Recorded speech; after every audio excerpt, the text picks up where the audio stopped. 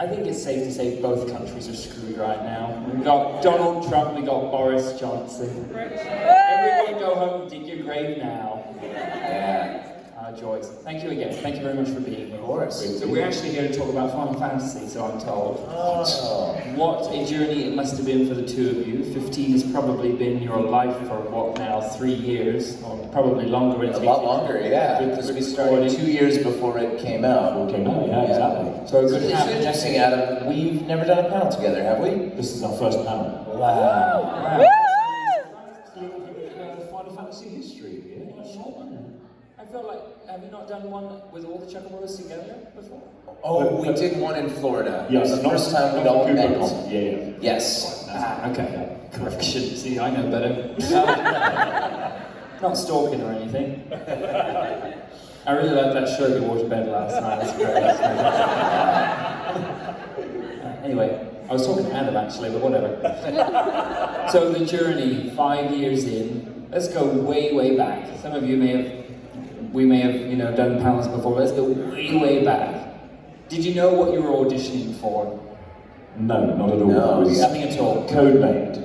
What was the code? Project Black. Project Black. Sounds sexy, right? Yeah, we all auditioned for Project Black. Did you know it was Square Enix based?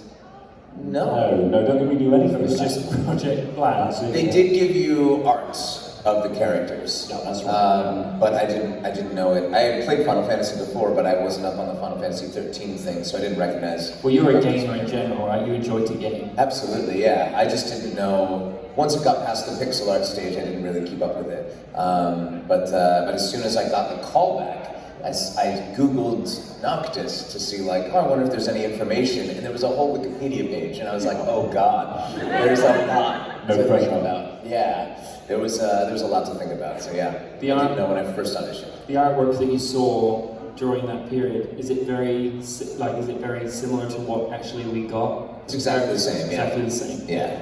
Okay. Yeah. By that time, it was not versus 13 anymore, so it was the new artwork. Gotcha. What about for you, Adam? For me, I wasn't aware at all until I got the job. And they said, yeah, by the way, Project Black, Black is something called Final Fantasy 15. At that point, the penny dropped. I didn't have any idea. I was absolutely thrilled. I mean, who hasn't heard of the franchise? I'm not as an inveterate gamer as these guys, but even I knew. I was like, oh my god, this is huge.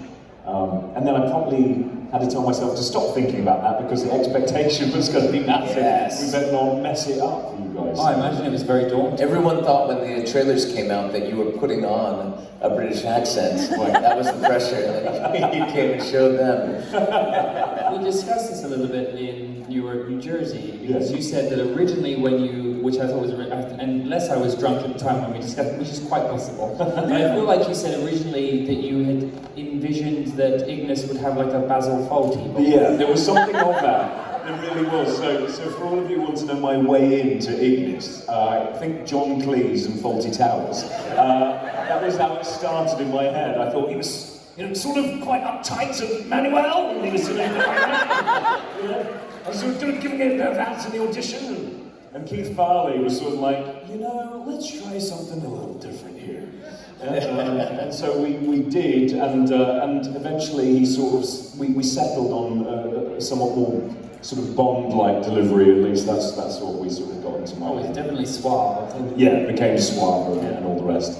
But yeah, it definitely was a departure from the way I came in at the beginning. And Ray, Noctis became less gruff, right? Before it was a lot more intense, deeper. Well, yeah, when we worked on the demo, we didn't know exactly how old Noctis was going to be, Gotcha. And so we did a younger version and then an older version, and we went with the older version, and then it came out, and it turned out I sounded like Gladio in a lot of the battle efforts. So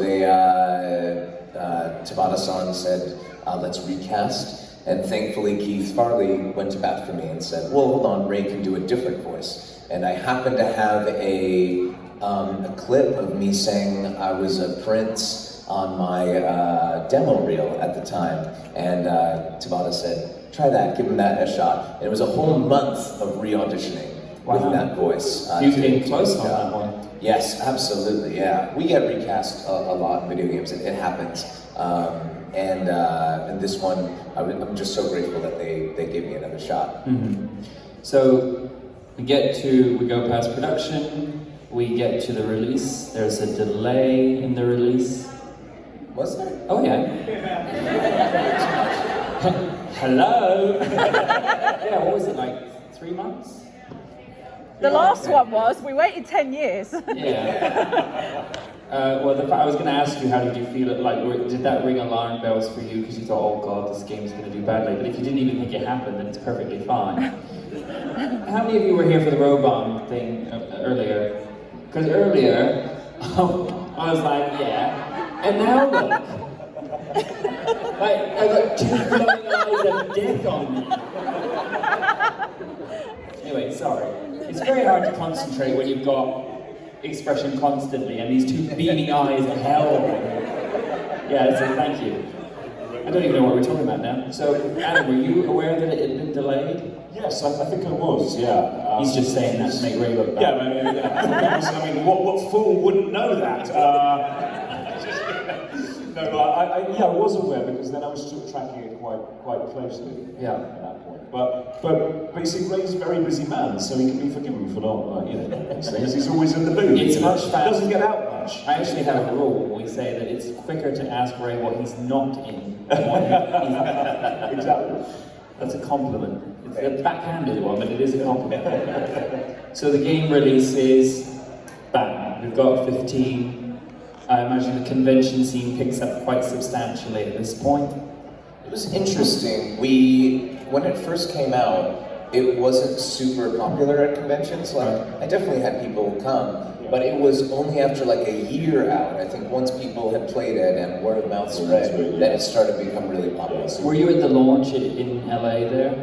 Where Was they I at the announced? launch? I was at a weird GameStop thing. Yeah. Right? It was weird. Like, I know, like in South America, they had like a big party, and there was one in Amsterdam, I believe. But in America, they were like putting a big statue of Titan on Hollywood Boulevard. That's for right, some reason. Yeah. That was weird. And I was at a GameStop doing a signing. There were about like 20 people there, and that was it. Yeah. God, I would have questioned everything at that point. Like, have I done something wrong? Yeah. Because there was the big 15 launch in LA. Because Liam was there, all the Blade were there. I think he's making that up. There was no. I watched Wait, does he The mean that? reports are exaggerated on that. Correct me if I'm wrong, I feel like it was at the Sony Centre. Was it the Kingsglaive thing? Yeah, the whole thing. Oh, and the then, For Yeah. Kingsglaive, yes. They rolled it out for that. So the movie came out, and I went to go see it. Oh no, not for the movie. Like they had the guy came up. I forget who it was. He came up on the stage, and we didn't know when it was launching. Uncovered, right? Oh, and Uncovered. Yes. Yes. You were there? I was at Uncovered, yes. Okay. I used to live next door to that place after college. I lived in my closet. And every day the ceiling would rain over my bed. Oh. And I had lots of respiratory problems. So it was great going back there. Wow, that's quite sad. Yes. And look how far you've come. Absolutely, all the way to London. Yes. So games delivered, and then probably when you thought was all said and done, you struck it lucky because you got an episode. Did you know that you were going to get more content? No, I wasn't. Was it? I assume it was recorded further down the line. It wasn't. Something. Yeah, it was. And I was thinking something. I think I actually mentioned it to you. It was such a great little. Well, all of it's been great, but yes, got the DLC, and I think I was away doing some on-camera work somewhere, and we had to patch in with both LA and with Tokyo, Japan at that time, and I thought, well, this is a real international effort, and I really loved it. You know, turns out I was just saying to someone, I recorded in 4 different cities, or 5 different cities in 4 different countries. I think you were in the UK at one point, right? I was in the UK, Yeah. and Toronto, Johannesburg, Los Angeles, and San Francisco. All right, show off. But I've never experienced anything like it before or since. And I was just like, this is amazing It's as an also- international project. It's incredibly rare too, because everyone I've spoken to who's worked on 15, they're like, oh, you know, Keith was patched in. Yeah. I'm like, what? Yeah. It's either go to LA or don't do it. Or don't do it, yeah. Which is, and it seems with the 15 project, especially with Kingsglaive, a lot of it was patched in, Right. which is just not. I mean, you've recorded a lot, but usually I find it's there. Everyone's there. There's usually someone on the phone somewhere. Yeah. But it's usually LA. You know, it's 9 times out of 10. It always makes me laugh because my wife will go, "Oh, I see you're getting Ali Hillis. Where's she from? LA. Oh, where does Ray live? LA. I mean, it's the home of. It's the home of it, right? Yeah. Absolutely, yeah. It really is. They also always patch in Tokyo, and the poor writers stay up very, very late to go to our sessions because it's 8 hours behind. And so when we're doing stuff in the morning, they did an entire workday and then they stay all day until 6 in the morning. Liam used to say the same thing with the motion capture. Yeah. They ended up sending the footage over the internet. Yeah, and then we had Dan Inoue come over, as an American living in Japan, and then he came back to LA to one of the writers to, and he used to just tuck his cap down, pull his collar up, and sort of prop himself up behind a table, and we used to sort of believe that he might be awake, but I'm pretty sure he was asleep a lot of the time. Yeah, so jet lagged. The last, I remember between 15 coming out and episode Ignis, that was your first appearance, I think. It was in Toronto. Right. And then we came over here, and during the time, people were asking you about episode Ignis, but you couldn't talk about it. That's right. Because it hadn't been released. Yeah. Like, I imagine that, it was a very emotional episode, and it also elaborated and expanded on your character a lot. Yeah. Did you see a change in the reaction to your character and just meeting with fans after the episode? Definitely. I mean, I think part of the popularity of the game really is just how human it is, all of the 4 characters in the car generally. But then when Ignis went through his whole, I don't know, his amazing sort of, he's just a paragon of all that is best in humanity when he does what he does. Yes. And he gets punished for it physically, and you sort of, it can be nothing except heartbreaking. And as I said before, like we never get the script ahead of time. We only ever get it when we go into the booth that day. So I had no prior knowledge. And when I went in the booth and saw my script for the first time, I looked at it and I thought, oh no, the fandom is not it's gonna really hit them hard. So all I could do was tweet out, "You better get your Kleenex ready, guys." And I knew it was just, I actually got a little misty eye when I read it. It sort of slightly empathetically feeling what I hoped everyone would feel when they, and thankfully they did. Thankfully it was as impactful as the writers. Of the episodes, it was my favourite. I thought it flowed really nicely. Thank you. Yeah. Talking of flow, that's something I really wanted to talk about. Is I know you got a whole game, and then when I remember we were at, I forget which one it was. I feel like it was Vancouver, because actually your parents were able to come. That's right. Yes. Yeah. And we were there, and we were talking about episodes, and they just announced episode Noctis at the time, I think. And Liam was like, "I want an episode Kingsglaive," and you were like, "Shut up, you got a movie," and he's like, "Shut up, you got a game," and then axed. He also got Comrades. He did go Comrades. Yes. Yeah. Lucky Liam. Liam. I'm expecting him to pipe up. All right. He's good. How did you react to the cancellation of episode Noctis? I'm actually okay with episode Noctis being cancelled. I was quite surprised that it was even on there, to be quite frank. Yeah. You're the main character of the game. I don't know what more they could have done to expand. Well, what they were looking for, it was an alternate ending, and I quite like the ending of the game. I don't really want it. I like what they did with the episode Ignis thing. I thought that was cool as an alternate ending, but they wanted to make it a canon. It's crazy new ending, and I don't know, I wasn't super happy about that, so I was kind of okay when they canceled episode Noctis, but I was not happy that they canceled Luna and RNA. They deserve it. Concept. Those were 2 underdeveloped characters that definitely needed more screen time. Agreed. Yeah. Do you have any inside stories as to why those episodes never really made it? I think it's just because single-player DLC doesn't sell very well. Like that isn't, I don't think it's a business model that any other company has had any success with. Mm-hmm. So I think they looked at the figures for episode art and maybe it said, maybe it's not worth it to do 3 more of those. Oh, I've got a story for you tonight then. Oh, really? Oh, I know something else. I always get my information eventually. Nice. It got very heated in certain offices.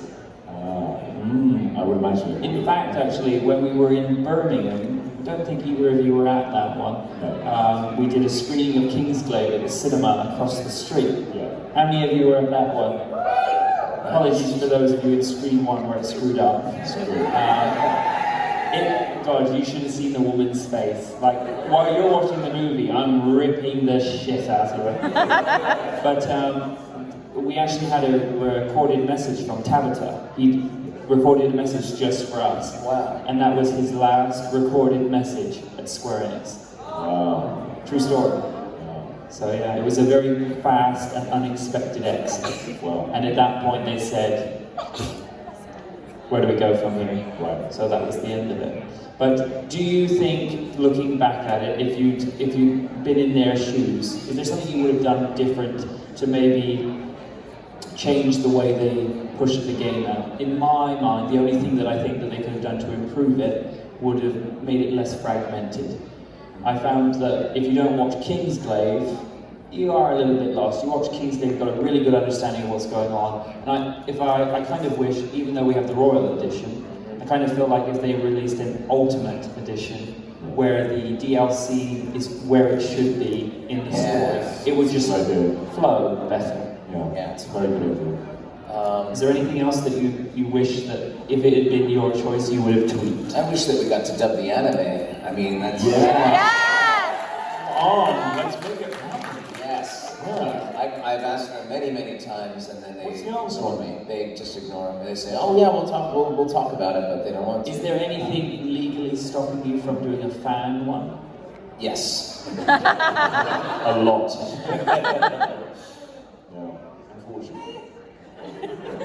The cogs are I like going. ideas that have risks. It's one of those things, though, that I wonder if we went ahead and did it. Do you really think they're going to go, oh yeah, Ray Chase did that, let's sue him? Exactly. Yeah, that would be a very bad PR move. So maybe let's just go ahead and do it. Yeah. There's someone in the audience that works for Square now going, I'm going to get you. You won't make it back to your hotel, buddy. Okay, let's, why don't we throw it out to the audience? I'm sure there's lots of great questions.